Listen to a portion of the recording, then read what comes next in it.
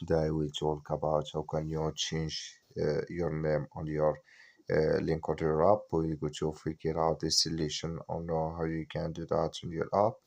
So you just follow this ways, then it's going to work with you. So all you have to do, so you just go down here, you keep going down here on me here.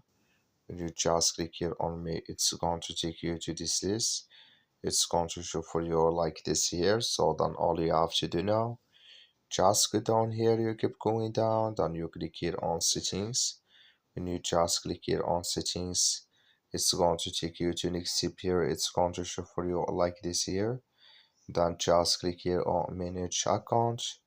So then it's going to take you to this list here. Click here on this sign.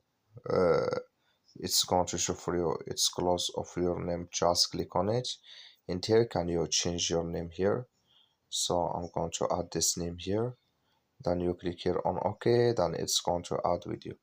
So that's all you have to do. Thank you for watching. Don't forget to support us by liking, subscribe.